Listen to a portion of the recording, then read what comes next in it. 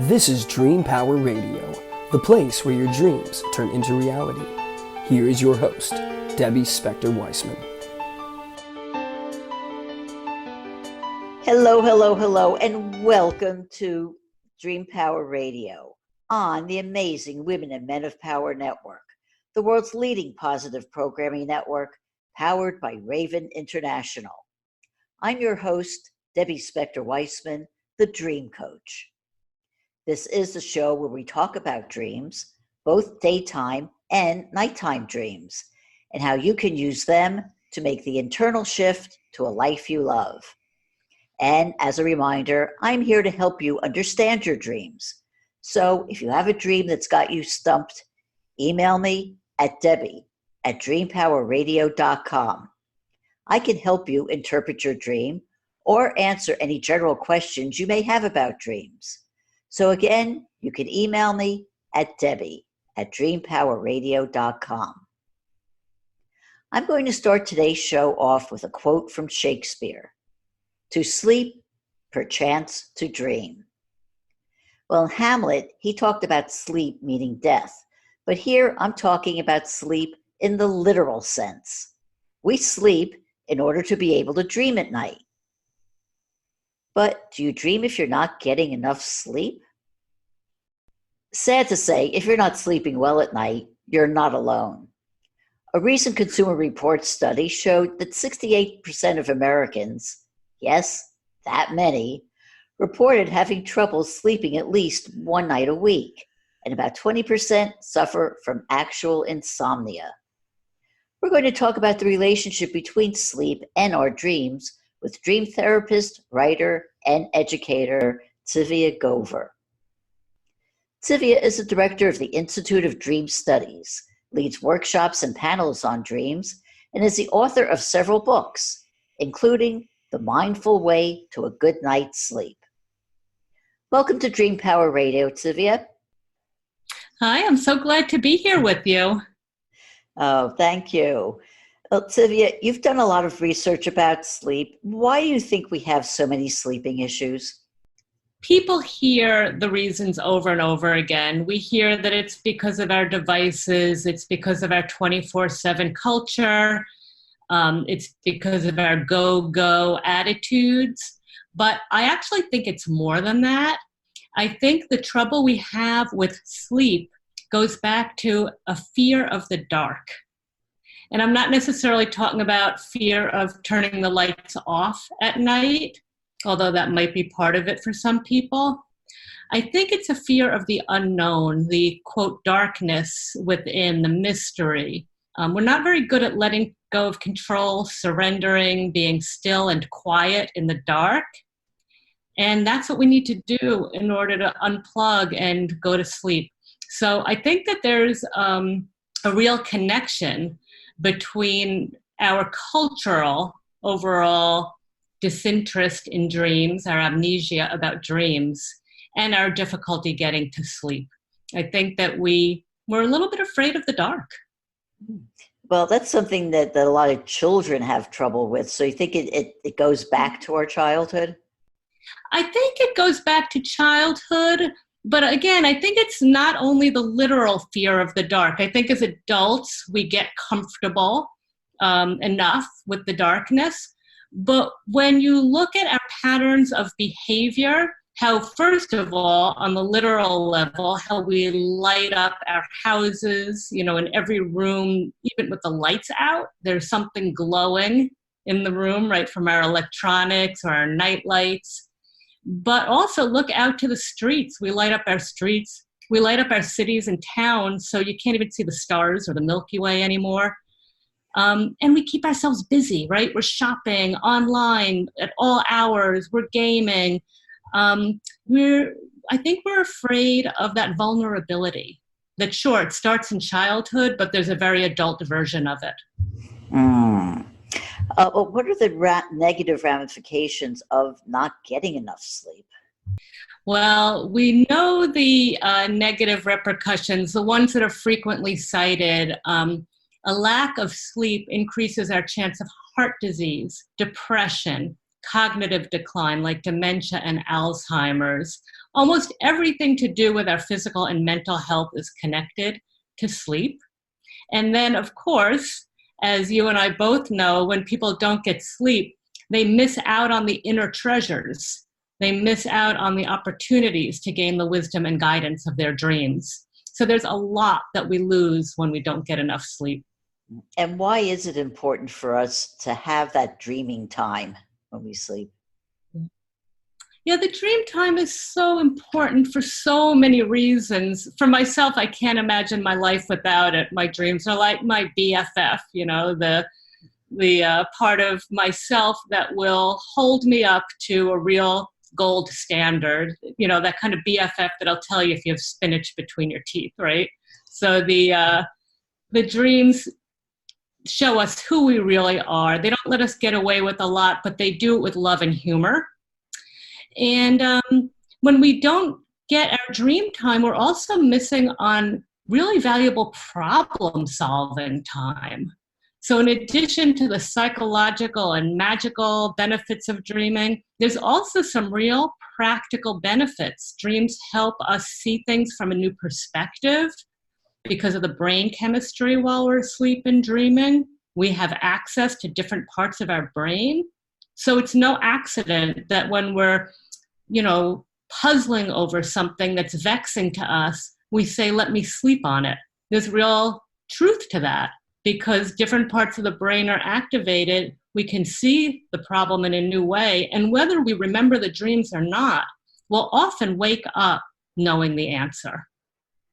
That is so true. And we both know that from so many countless examples of that.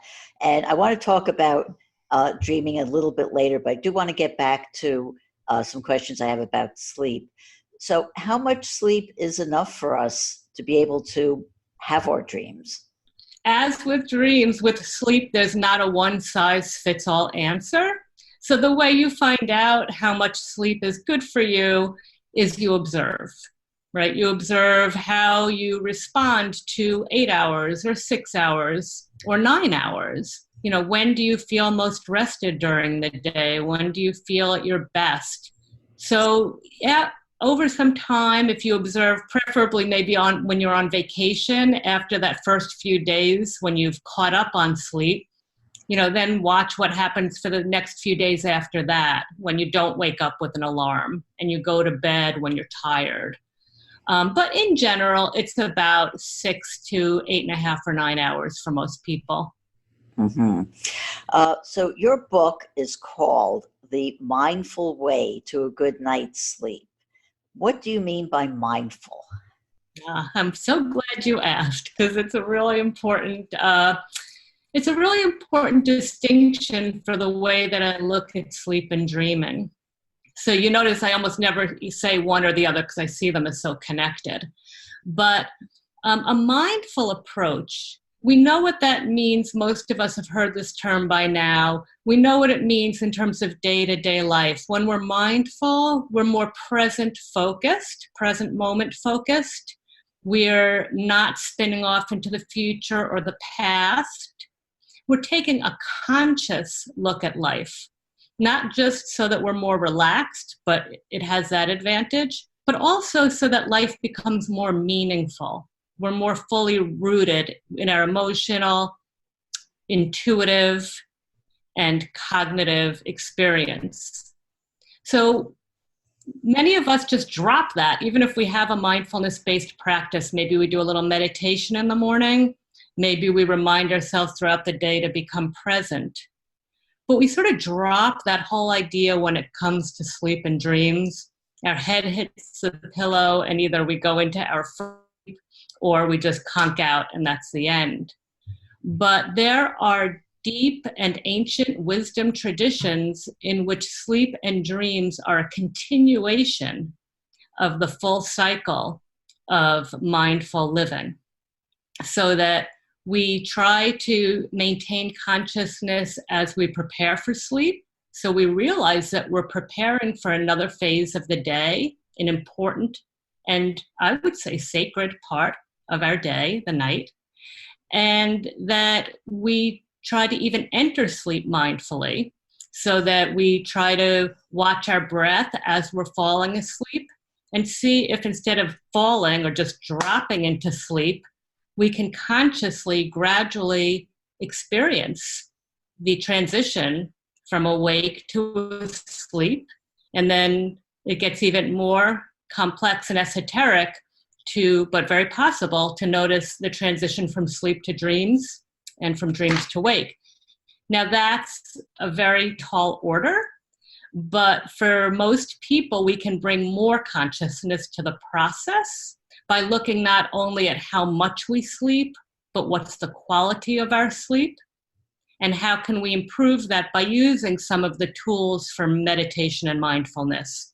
So I teach some meditations that we do on the mattress, on the pillow at night, and techniques for dreaming more consciously, being more aware and conscious of the quality of our dreams and the quality of our waking as well.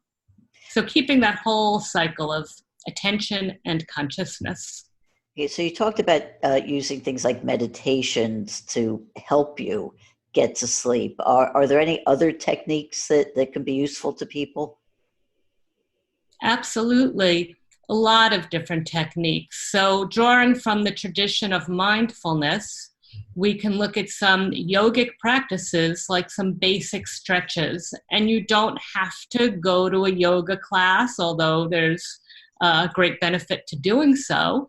But just by doing some gentle stretches before bed, we start to bring our attention out of our mind, and our biggest sleep stealer are our thoughts. Right? Our thoughts are our biggest sleep stealers. So our worries, our projections into the future or ruminations on the past. So by doing some gentle stretching before bed, giving ourselves a nice foot massage with maybe some rose foot or hand cream, we start to draw our attention down into our body and relax the body in preparation for sleep. And that helps a lot. Mm-hmm. Good. What about people who maybe don't have problems falling asleep at night, but then they sleep for a couple of hours and get up? How do they go back to sleep at that point? Right. And that's where I bring meditation into the process. That's meditating in bed. So when we wake up in the middle of the night, it's very difficult. This can create a real cycle of sleeplessness because we get anxious. We start looking at the clock and we start counting the hours. Oh no, now I'm never going to get 6 or 7 or 8 hours, let alone 9 of sleep. So we start getting anxious, and that adds to the problem. So what I recommend instead, first of all, if possible, don't even look at the clock. Just turn the clock around, don't look at it, just let it go. And then I offer some different meditations that focus not on thoughts, but help us anchor our minds to something more simple and relaxing or monotonous. So you can meditate on images. So a fun one to do is to pick a letter from the alphabet at random. You can start with B for bedtime, or R for relaxation, and just let yourself think about all the images you can come up with that start with that letter. So you stay on R for as long as you can for relaxation, and you might think of roses and rainbows, anything, running shoes, and just picture each image one at a time and anchor all your attention there. And if any other thoughts come in, bring it back to the next image, right? Maybe it's a rolling pin, and that can help you fall back asleep.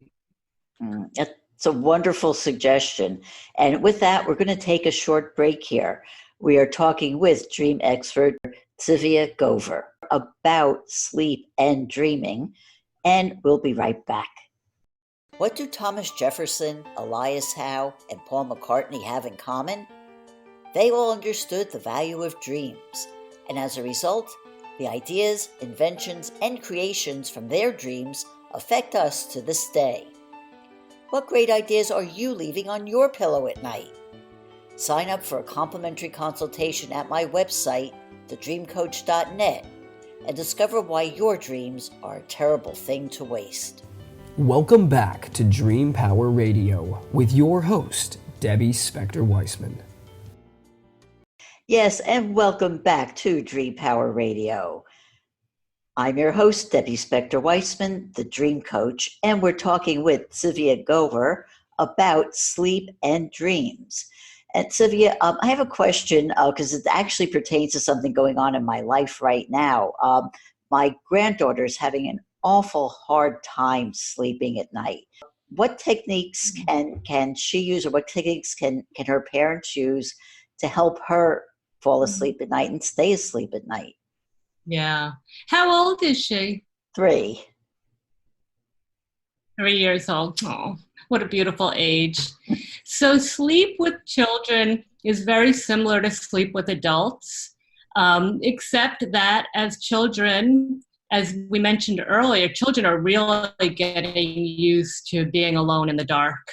When you think about it, sleep is a child's first experience of solitude, so it can be pretty overwhelming. Even if they have a sibling in the same room, you're each going into sleep on your own. So it's a time where kids need a lot of comfort, and all the old style approaches, lullabies, teddy bears, some form of prayer, depending on what your belief system is. It could just be good wishes or positive affirmations about relaxation and cozy, cuddly time and love. But it's really very similar to adults. You often, as with adults, children are sometimes afraid of going to sleep because they're afraid of their dreams. So a child at around 3 years old might be starting to have nightmares and not even know how to describe that to their parents when they wake up. So I think talking to the children and listening to them about their experience with the night and trying some of the same things we do as adults, building in some relaxation time before bed, getting cozy and starting to dim the lights gradually as the evening progresses before bedtime. All those kinds of things can help. Good. You talk about mindful sleep in your book. Is there such a thing as mindful dreaming? Oh, yes, absolutely. So for me, it's a continuous cycle of consciousness, mindfulness when we enter sleep, through the process, all the stages of sleep, light sleep, deep sleep, dreaming sleep, and then as we come up to waking and throughout the day. So when I talk about mindful dreaming, I'm primarily talking about the level of awareness within the dream. So you've heard about lucid dreaming, when we're fully awake and aware to the fact that we're dreaming while we're dreaming. And that's a very powerful form of dreaming. And if you're interested in a mindful approach to dreaming, it's really where we're headed. We're working towards that level of lucidity throughout the dreaming process as much as possible. And then even during those transitions between dreaming sleep and the non-dreaming forms of sleep. Mm-hmm. So let's talk now about dreams themselves. As you know, dreams are quite elusive. And so what techniques do you use to remember your dreams? Yeah. So I use first of all, my dream recall is very high.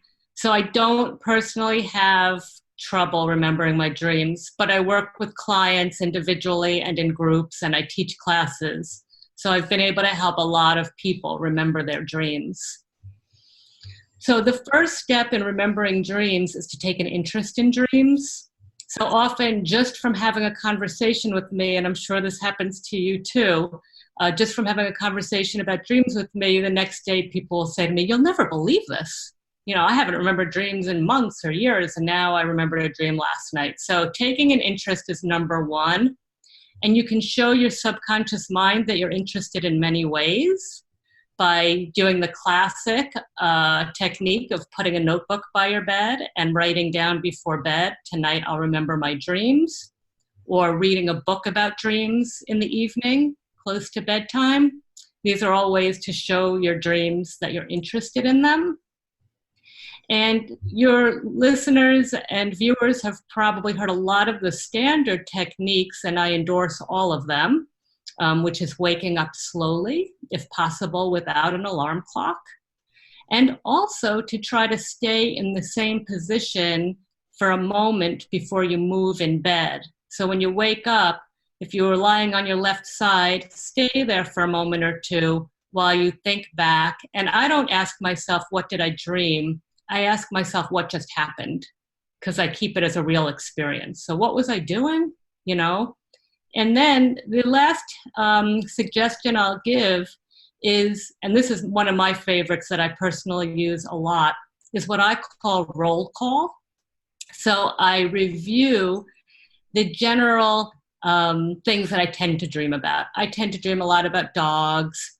I dream a lot about travel. I dream a lot about family members.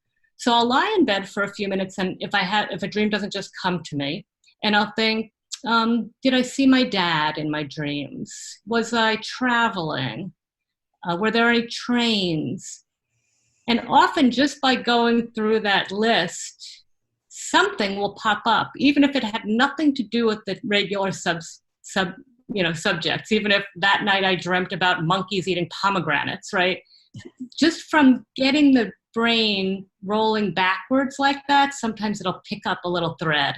And once you've got that thread, enjoy it. You might only remember an image. That's plenty to start with. Once you start writing it down in your notebook, more might come.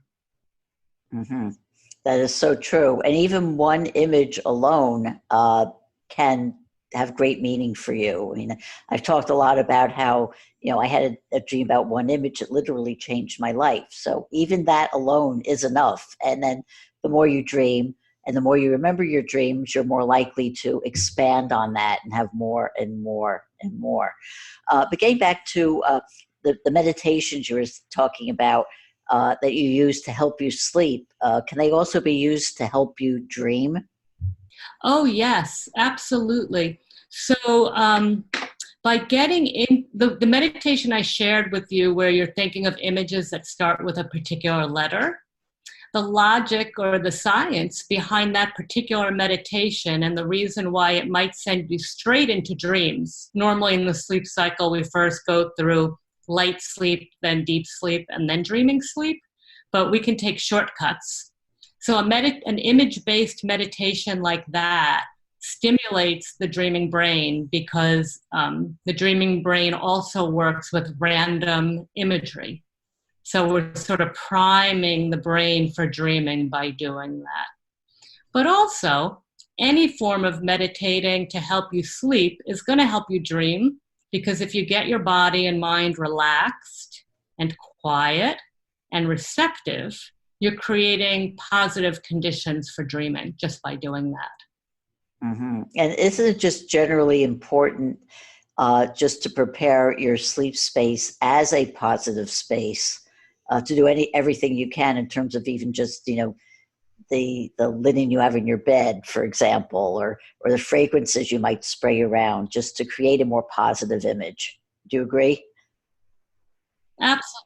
Yes, 100%. When you look around your bedroom, if you just, your viewers or listeners, after they're done with this program, just go look at your bedroom and look around as if you've never seen it before, and ask yourself, what messages, as if the room itself is a dream, what message is this room giving me?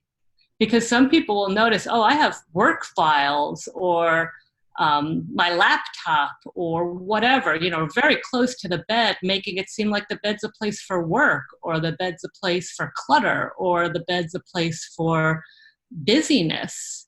So you want to look around and see a room and make little changes to support this that looks relaxing, clear, calm, inviting. Or for some people, cozy means a lot of pillows or whatever that is, but make sure it reflects what you need for sleep and dreams. And you mentioned scents.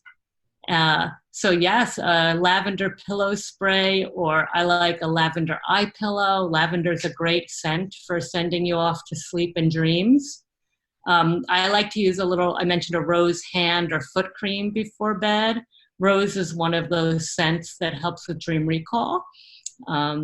So if you look a little bit, there's so many great essential oils available now in most places, so people have access to great scents. But you could also put a little lavender plant in the bedroom. So then you have the benefit of having something living that also makes a great sleeping environment, because plants help us to keep our air clean and clear. Mm-hmm.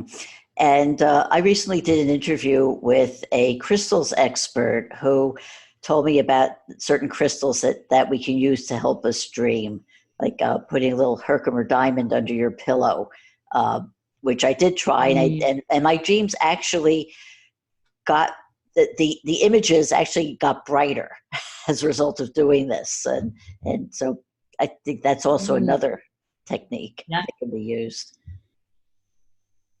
Yes, I keep a nice big piece of amethyst right on my bedside table, right next to my bed. Yeah, which is also very calming. So very calming, and it's said to increase our intuition, our intuitive powers, and I like to dream from a place of strong intuition. Oh, absolutely. I want to just change the subject a little bit. In my introduction, I said that you were the founder of the Institute of Dream Studies. So can you tell us a bit more about what that is? Absolutely. I'm the director. Justina Lasley is the founder for the Institute for Dream Studies. I'm the director, and Justina and I work together to create programs, workshops, and certification classes to learn more about their dreams, and for those who are interested for professional development and as well as personal growth.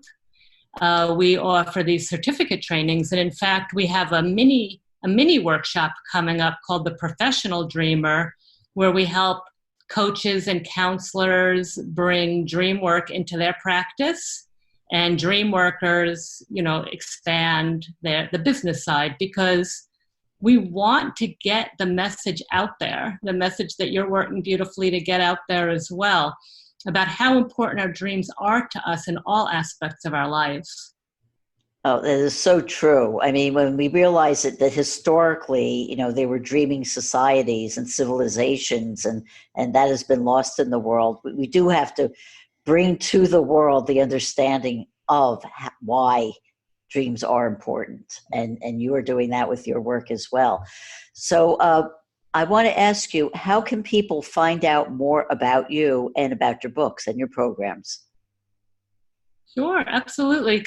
If you can spell my name, that's the trickiest part. Once you can spell my name, you can find me on the internet. It's Tzivia Gover, Tzivia Gover. And this is my book, The Mindful Way to a Good Night's Sleep. And that's an easy way to find me as well. And the institutefordreamstudies.org, institutefordreamstudies.org is another easy way in. Oh, wonderful. Well, thank you, Tzivia, so much for being on the program today. We've been speaking with dream therapist and author Tzivia Gover about the importance of sleep and dreaming. I hope you've enjoyed today's program. Until next time, this is Debbie Spector-Weissman saying, sweet dreams, everybody. You've been listening to Dream Power Radio with your host, Debbie Spector-Weissman. For more information on Debbie or to sign up for her newsletter, go to dreampowerradio.com. This has been Dream Power Radio on the amazing Women and Men of Power Network, the world's leading positive programming network, powered by Raven International.